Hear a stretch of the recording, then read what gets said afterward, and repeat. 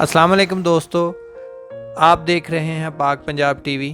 आज हम आपको सैर करवाएंगे कुमराड वैली की, जो अपर दील से पहले थल जाना पड़ता है और थल से आगे कुमराड वैली जाना पड़ता है। थल तक अपनी गाड़ियां जा सकती हैं और थल से आगे कुमराड वैली तक अपनी गाड़ी नहीं जा सकती। हमने भी वहाँ से जो हमारे एक दोस्त थे उनको साथ लिया था, उनकी गाड़ी पे हम कुमराड वैली गए थे। वहाँ वो जंगल है और सारा का सारा रास्ता जो है वो पथरीला रास्ता है, जंगल है, समझ नहीं आती। इसलिए मैं कहूँगा कि आप भी लोकल किसी को साथ लेके जाएं और वहाँ की उस लोकल की ही गाड़ी में जाएं। वहाँ रेंट पे गाड़ी ले लें और उसी गाड़ी पे जाना चाहिए। आज हम आपको दिखाएंगे कुमराड वैली की खूबसूरती और कुमराड वैली कैसी है। हम भी खुद पहली दफ़ा गए थे, बड़ी खूबसूरती है उसमें। हमने उसकी बड़ी तारीफ़ें सुनी थी, लेकिन गलती हमसे ये हुई थी कि हमने थोड़ा सा सीज़न जो है हमारा, हम लेट हो गए।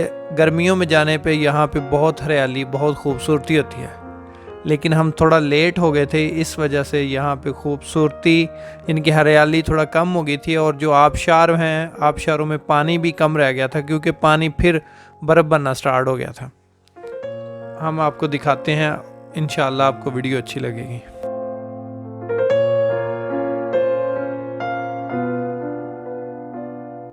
सबसे पहले हम आपको दिखाते हैं कि हम कुमराड वैली पहुँचे कैसे। जब हम थल पहुँचे तब मगरिब होने वाली थी और हमने थल से आगे निकलने का फ़ैसला किया। और वहाँ पे हम मुख्तलिफ़ होटल्स में जाते थे, चेक करते थे, यानी कि हम चाहते थे कि कुमराड वैली से पहले किसी थल के नज़दीक शहर में रुक जाएं जहाँ सिग्नल वगैरह हों। लेकिन वहाँ पे होटल के रूम्स वगैरह को देखने के बाद फिर हमने सोचा कि हम आगे थल ही जाते हैं। और हमें वहाँ पे रात स्टार्ट हो गई अंधेरे में, यानी कि हमने रात का सफ़र किया, वो उस जंगल में अंधेरे का सफ़र किया। और हमने फिर जाके कुमराड वैली में ही स्टे किया। ये वहाँ का रास्ता है, ये थोड़ा बहुत आपको दिखाते हैं ना।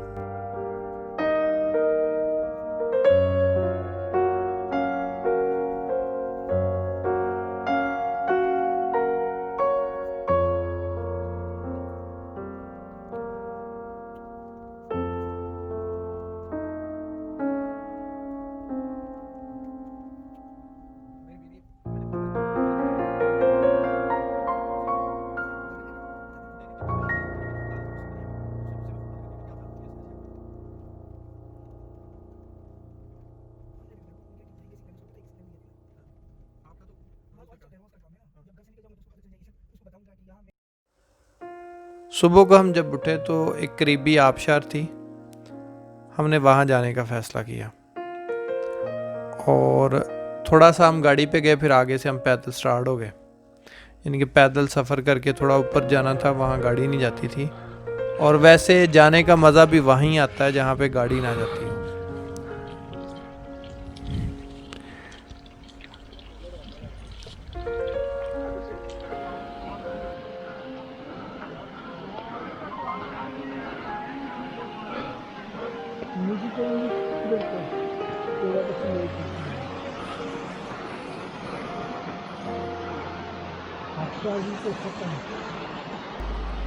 आबशार का पानी दोबारा बर्फ़ बनने की वजह से बहुत कम हो गया। ये बहुत बड़ी, यानी काफ़ी बड़ी आबशार है, लेकिन पानी बर्फ़ बनने की वजह से बहुत कम आता है क्योंकि सीज़न ऑफ हो गया, सर्दी स्टार्ट हो गई ना, जिस वजह से पानी दोबारा बर्फ़ बनना स्टार्ट हो गया।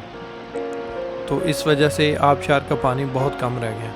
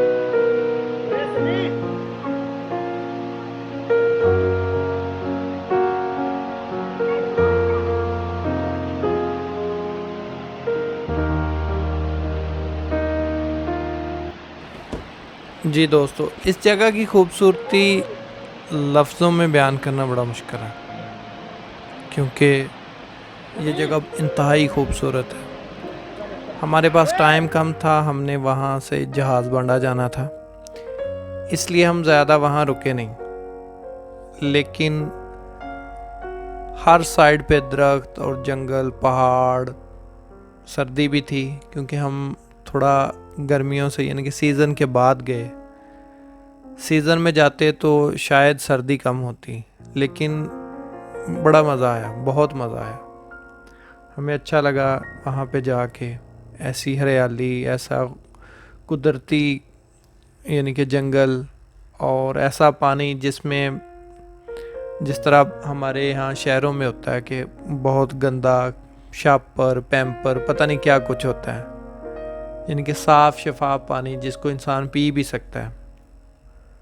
ऐसी चीज़ें हमारे शहरों में नहीं होती, इसी वजह से वहाँ जाना पड़ता है। और वहाँ पे वहाँ की खूबसूरती मैं समझता हूँ कि जहाँ तक गाड़ियाँ जाना स्टार्ट हो जाती हैं ना, वहाँ से खूबसूरती कम होना स्टार्ट हो जाती है। जिन जगहों पे पैदल लोग जाते हैं और मुश्किल से वहाँ पे रहते हैं, उन जगहों पे खूबसूरती ज़्यादा है। जहाँ पे कम लोग जाते हैं, जहाँ पे लोगों का रश बढ़ता जाता है, वो उस खूबसूरती को, कुदरती हुस्न को तबाह करते रहते हैं। क्योंकि हम लोग ना तो सफाई का ख्याल करते हैं और ना वो माहौल वैसा रहता है। गाड़ियों की वजह से वो गाड़ियों का धुआं, ये चीज़ें, इस तरह की चीज़ें उस माहौल को तबाह कर देती हैं। खैर, हमने जहाज़ बांडा जाना था, हम वहाँ एक दिन रुके, यानी कि दिन के वक्त रुके और फिर वहाँ से निकल पड़े जहाज़ बांडा के लिए।